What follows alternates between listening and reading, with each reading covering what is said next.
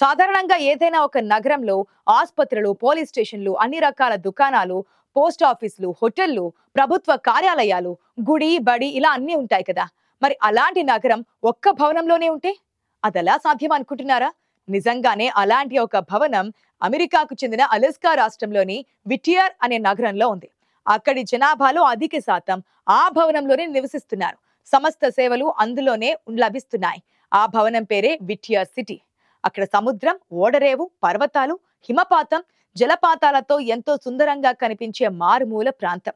పర్యాటకుల తాకిడి తక్కువగానే ఉన్న ఆహ్లాదకరమైన ప్రదేశంగా పేరుంది.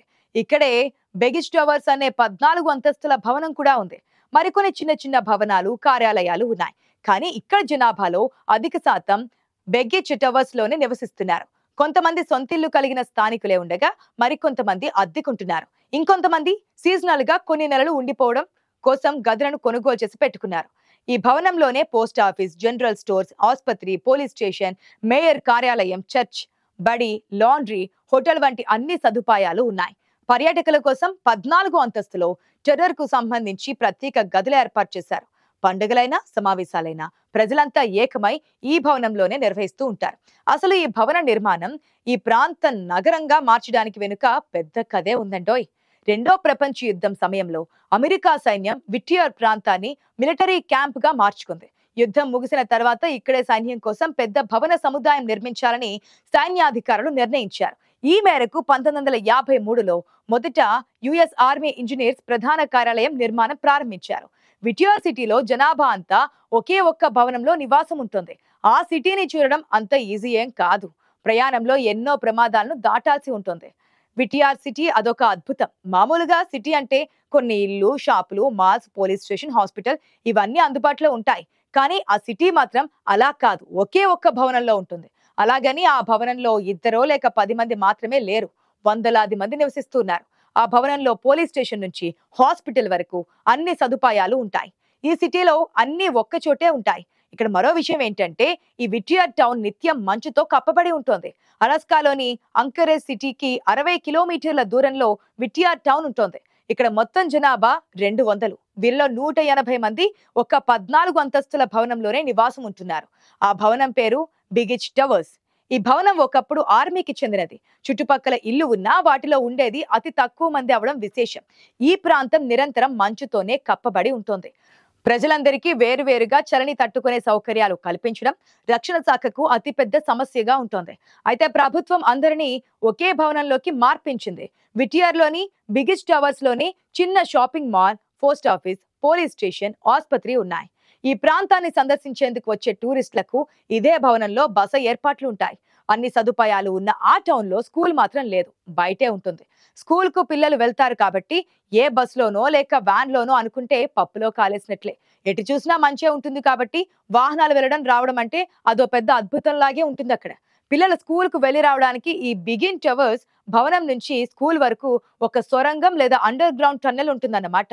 ఇన్ని చిత్ర విచిత్రాలు ఉంటాయి కాబట్టి ఈ సిటీ బాగా ఫేమస్. అందుకే ఆ ప్రదేశాన్ని చూడడానికి వచ్చే పర్యాటకులు బాగా ఉంటుంది. ఇక నిజానికి పర్యాటకులు ఈ ప్రాంతానికి వచ్చి వెళ్ళడం పెద్ద టాస్క్ లాగే ఉంటుంది. ప్రయాణంలో ఎదురయ్యే ప్రమాదాలు దాటుకుని వచ్చి మరి ఆ ప్రదేశాన్ని చూడడానికి పర్యాటకులు ఆసక్తి చూపిస్తూ ఉంటారు. ఎప్పుడైతే విటియర్ లో పర్యాటకుల కోసం హోటళ్లు, రెస్టారెంట్లు కూడా మొదలైపోయాయి. అలా ఒక దేశంలో మొత్తం నగరం ఒకే ఒక్క భవనంలో నివసించడం మాత్రం విశేషం. ఈ భవనంలో పిల్లలు తమ చదువులకు సంబంధించి ఏదైనా అనుమానాలుంటే ఎప్పుడైనా టీచర్లను కలవచ్చు. ఫిట్నెస్ సెంటర్ ఎప్పుడూ బిజీగా ఉంటుంది. అంటే వారి ఆరోగ్యం స్థిరంగా ఉందని చెప్పుకోవచ్చు. అంతా ఒకరినొకరు సాయం అందించుకుంటూ ఉంటారు. ఏ సమస్యలు వచ్చినా ఎదుర్కొంటూ ఇప్పటికీ జీవితం కొనసాగిస్తున్నారు. ప్రపంచంలో ఒక నగరంలోని ప్రజలంతా ఒకే భవనంలో నివసించే రోజులు మరిన్ని వస్తాయంటున్నారు నిపుణులు. ప్రస్తుతం నగరాలలో గేట్వే కమ్యూనిటీలను చూస్తే ఆ రోజులు మరింత దగ్గరలోనే ఉన్నాయనిపిస్తోంది. భవిష్యత్తులో మన ఇల్లు ఇలాగే ఉండబోతున్నాయి అనడానికి ఉదాహరణలుగా సైన్స్ ఫిక్షన్ లో ఎన్క్లోజ్డ్ సిటీలు కనిపిస్తుంటాయి. అవి స్వయం నియంత్రిత నగరాలు. ఇందులోనే మనకు అవసరమైన సౌకర్యాలు అంటే విద్యుత్, నీరు, ఆహారోత్పత్తి, వ్యర్థాల నిర్వహణ లాంటి అన్ని రకాల సదుపాయాలు ఉంటాయి. ఆర్కిటెక్చర్ ను, ఎకాలజీని మిళితం చేస్తూ ఆర్కియాలజీ అనే పదం పుట్టుకొచ్చింది. ఈ పదాన్ని ఆర్కిటెక్ట్ పాలో సోలేరి 1969లో ప్రతిపాదించారు. నిర్మాణాలను, పర్యావరణాన్ని కలపడానికి ఆయన ప్రయత్నించారు. ఒక ఏడాది తర్వాత అమెరికాలోని ఆర్కోసాంటి అనే పేరుతో ఒక ప్రయోగాత్మక పట్టణాన్ని నిర్మించే పని మొదలుపెట్టారు సోలేరి. భవిష్యత్ నగరాల గురించి సోలేరి సాగించిన ఆలోచనలు సైన్స్ ఫిక్షన్ కు ప్రేరణగా నిలిచాయి. ఈ మోనోలిథిక్ అంటే ఏకశిలా నగరాలలో జనం తమ అవసరాల కోసం బయటకు వెళ్లాల్సిన పని ఉండదు. ఇలాంటి భారీ నిర్మాణాలు అక్కడక్కడ హాలీవుడ్ సినిమాలలో కనిపిస్తుంటాయి మనకు. వీటి పనితీరు ఎలా ఉంటుందో ట్రేడ్, స్కై స్కేపర్ లాంటి హాలీవుడ్ సినిమాలలో చూపిస్తూ ఉంటారు. అయితే సైన్స్ ఫిక్షన్ వాస్తవ ప్రపంచంలో కొందరిని ప్రేరేపించే ఉండొచ్చు కూడా. సౌత్ అరేబియా ప్రతిపాదించిన ది లైన్ నగరం ఆ కోవలోకి వస్తోంది. కేవలం 200 మీటర్ల వెడల్పు, 170 కిలోమీటర్ల పొడవు, 500 మీటర్ల ఎత్తులో విస్తరించి ఉన్న ఒకే భవనంలో 90 లక్షల మంది నివసించగలిగే భారీ స్మార్ట్ సిటీకి ప్లాన్ చేస్తున్నారు.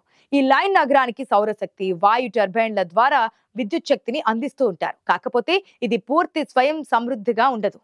ఇందులో నివసించే వారికి ఆహారం, ఇతర సామాగ్రి బయట నుంచి సేకరించాల్సి ఉంటుంది.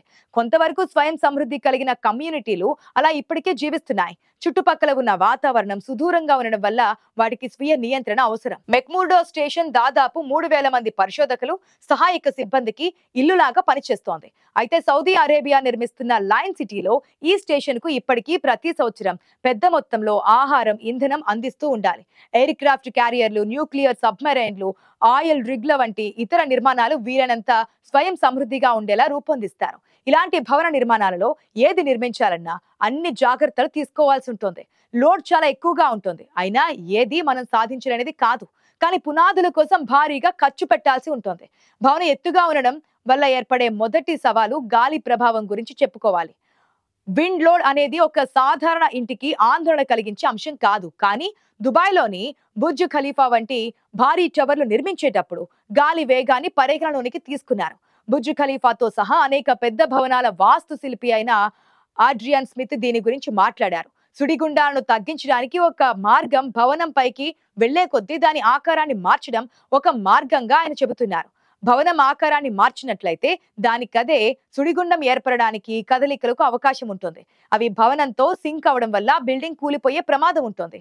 మరో ప్రధానమైన సమస్య ఇంధన ఉత్పత్తి. సౌర ఫలకాలు, విండ్ టర్బైన్ల వంటి పునరుత్పాదక శక్తి టెక్నాలజీని ఆర్కాలజీ వెలుపలి భాగంలో సులభంగా అమర్చవచ్చు.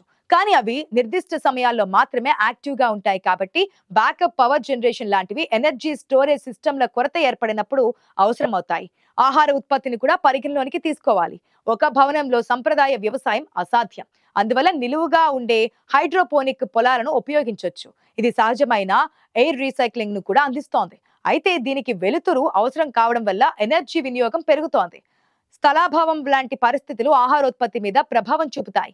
నీటిని రీసైకిల్ చేయడానికి వడపోత చెరువులను ఉపయోగించడం ఓ మార్గం. యథావాత ప్రపంచంలో మరిన్ని ఇలాంటి సిటీలు తయారవ్వాల్సిన అవసరం కనిపిస్తోంది.